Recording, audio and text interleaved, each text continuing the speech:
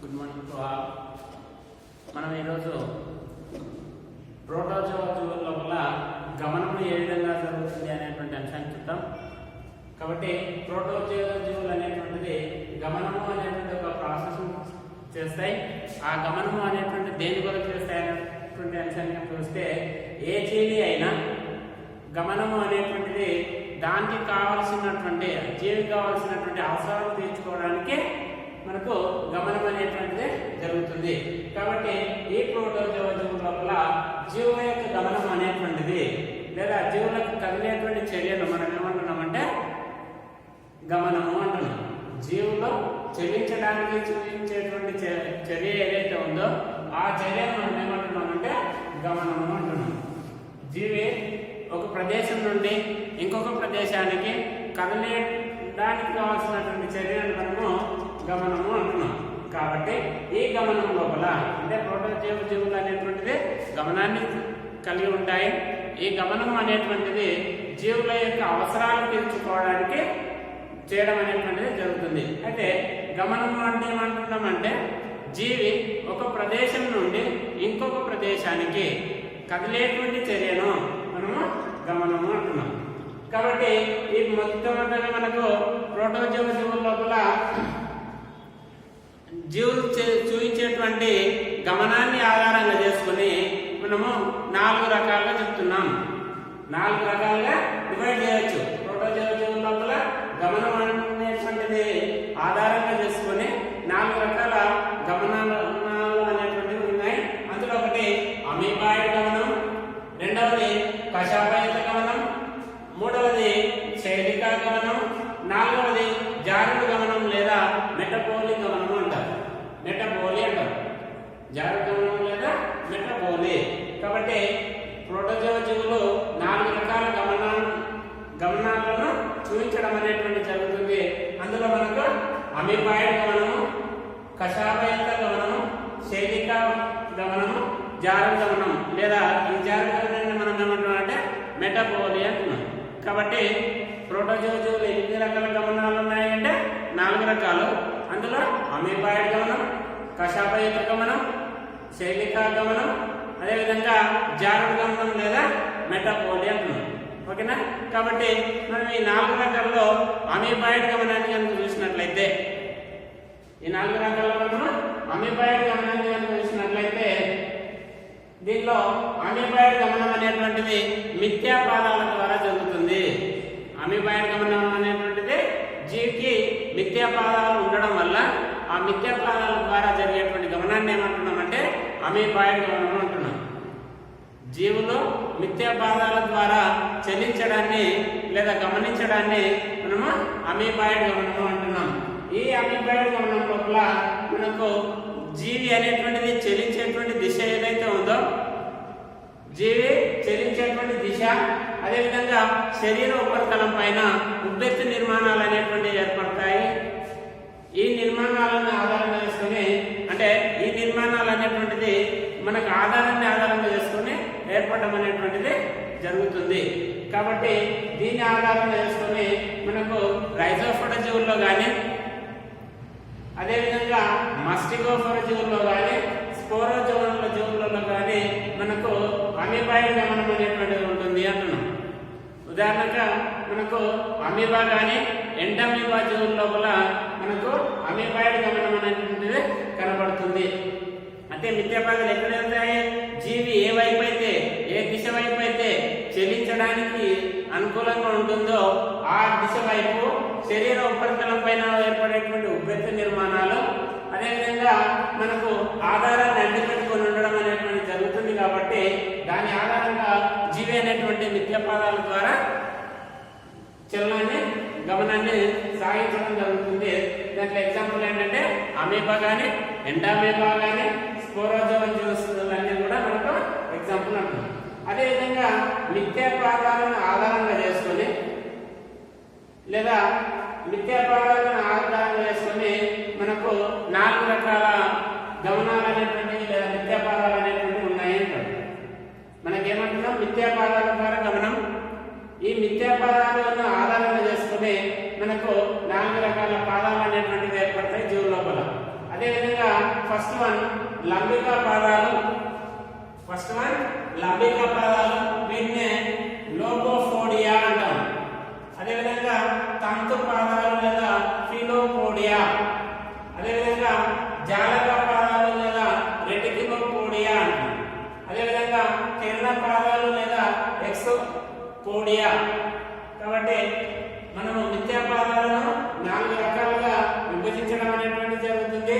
అందులో లంబికా పాదాలు వాటిని లోబోఫోడియా అంటున్నాం, తంతు పాదాలు ఫిలోపోడియా అంటున్నాం, జాలక పాదాలు రెటిక్యులోపోడియా అంటున్నాం, కిరణ పాదాలు ఎక్సోపోడియా అనేటువంటి 4 రకాలుగా విభజించడం అనేటువంటిది జరుగుతుంది. అయితే మనకు లంబికా పాదాలు అనేటువంటివి ఏ విధంగా ఏర్పడతాయి అనేటువంటి అంశం చూద్దాం.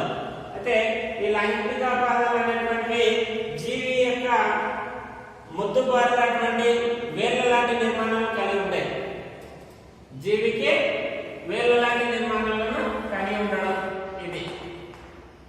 ఈ విధంగా కనుక ఏర్పడితే ముద్దుబారి ఉంటుంది.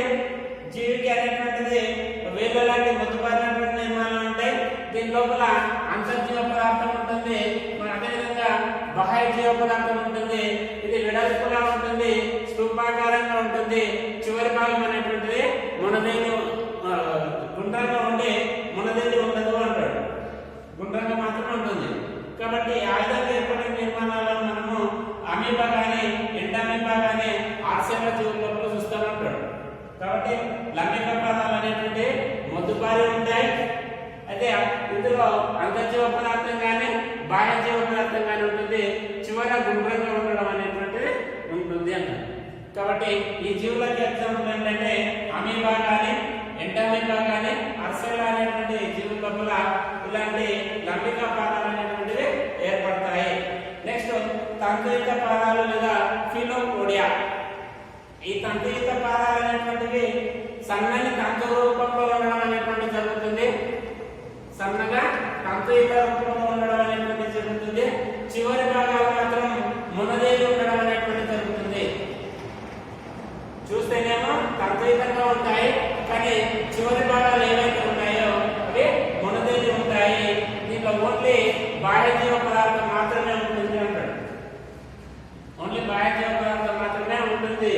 కాబట్టి దీన్ని మనకి ఎగ్జాంపుల్ ఏంటంటే యూత్ లైఫ్ అనేటువంటి జీవిని ఎగ్జాంపుల్ చెప్తున్నాం. కాబట్టి మనకు తంతుయుత పాదాలు లేదా ఫిలోపోడియా ఎగ్జాంపుల్ ఏంటంటే యూత్ లైఫ్. ఏమవుతుంది అంటే ఈ జీవుల లోపల పాదాలు అనేటువంటివి ఈ తంతుయుత పాదాలు అనేటువంటి సన్నని తంతుయుత రూపంలో ఉండి చివరి పాదాలు మాత్రం మునదేలి ఉంటాయి. చివరి భాగాలు అనేటువంటి ఓన్లీ బాహ్య పదార్థం మాత్రం ఈ జీవుల్లో ఉండడం అనేటువంటిది జరుగుతుంది. నెక్స్ట్ జాలక పాదాలు, వీటిని రెటిక్యులోపోడియా అని చెప్తున్నాం. ఈ రెటిక్యులోపోడియాను లేదా దీన్ని మరి మిక్సోపోడియా అని కూడా చెప్తాం.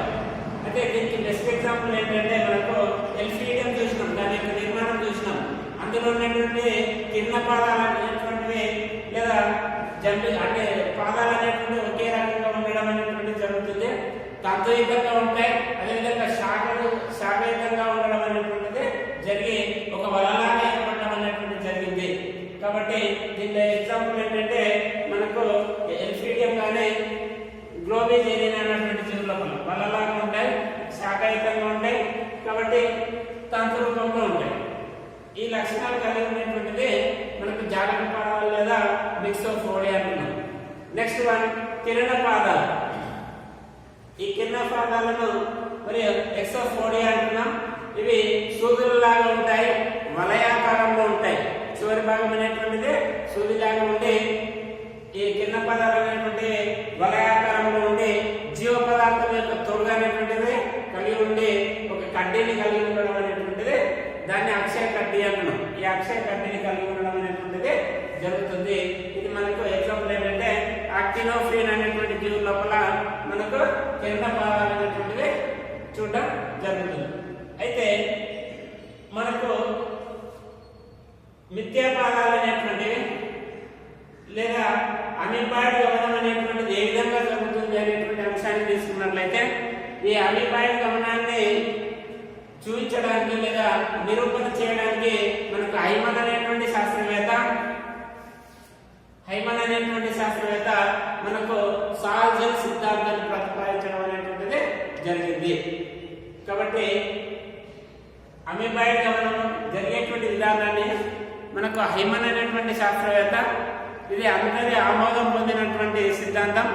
కాబట్టి ఈ సిద్ధాంతాన్ని మనకి ఏంటంటే సాల్జర్ సిద్ధాంతము.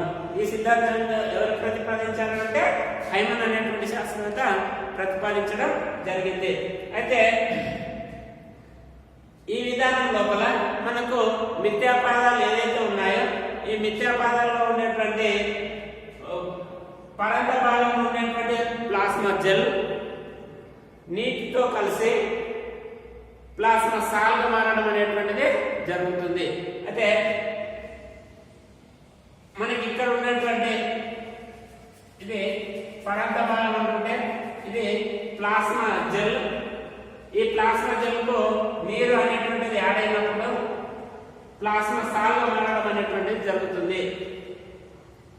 ఓకేనా? కాబట్టి దీన్ని ఏమంటారంటే సొల్యూషన్ అంటాం. సొల్యూషన్ ప్లాస్మా జెల్ అనేటువంటిది నీటితో కలిసి ప్లాస్మా సాల్గా మారుతుంది. దాన్ని ఏమంటున్నా అంటే సొల్యూషన్ అంటున్నాం. నెక్స్ట్ ప్లాస్మా సాల్ ఏదైతే ఉందో ఈ ప్లాస్మా సాల్ నీటిని కోల్పోయి ప్లాస్మా జెల్గా మారుతుంది. ఈ ప్లాస్మా జెల్గా మారేటువంటి దాన్ని జెలేషన్ అంటున్నాం. జెలేషన్ అంటున్నాం.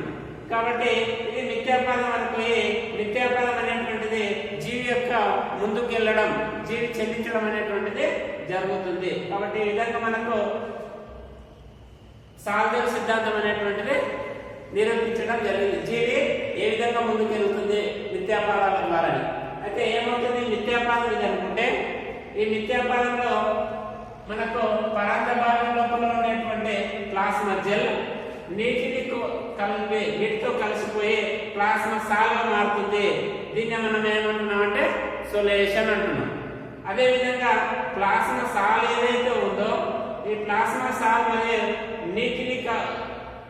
నీటిని కోల్పోవడం వల్ల ప్లాస్మా జెల్గా మారుతుంది. కోల్పోవడం వల్ల ప్లాస్మా జెల్గా మారుతుంది. కాబట్టి దీన్ని ఏమంటున్నామంటే జెలేషన్ అంటున్నాం. ఈ విధంగా ప్లాస్మా జెల్ ప్లాస్మా సాల్ గాను ప్లాస్మా సాల్ ప్లాస్మా జెల్ గాను మారడం వల్ల దీన్ని మనము సాల్జర్ సిద్ధాంతంగా ప్రతిపాదించడం జరిగింది. ఈ విధంగా జీవి ఆధారాన్ని మిథ్యాపాదాలను ఆధారంగా ఆరంభించుకొని ఉంటుంది. కాబట్టి పూర్వంత భాగం లోపల జెల్ ఏర్పడి ప్లాస్మా సాల్ గాను మారడం, అదేవిధంగా పరాంత భాగంలో ప్లాస్మా జెల్ అనేటువంటిది ప్లాస్మా సాల్ గాను మారడం అనేటువంటిది జరుగుతుంది.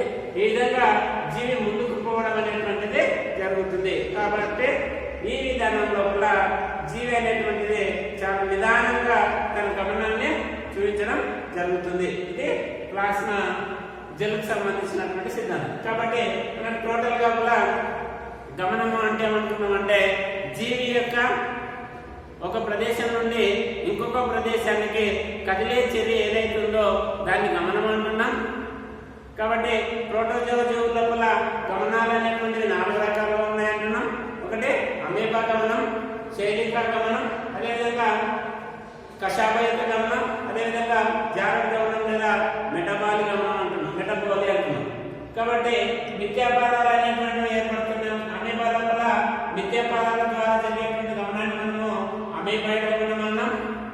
ఈ మిథ్యాపాదాలు అనేటువంటి జీవి ఏ వైపు అయితే చెల్లిస్తుందో అదేవిధంగా శరీర ఉపరితలం పైన చలించే యొక్క దిశ లోపల మిథ్యాపాదానికి చలించేటువంటి దిశ లోపల శరీర ఉపరితలం పైన ఉబ్బెత్తు నిర్మాణాలు అనేటువంటి ఏర్పడితే ఆధారంగా ఉన్నప్పుడు శరీరం పైన ఉబ్బెత్తు నిర్మాణాలు ఏర్పడడం అనేటువంటి జరుగుతుంది.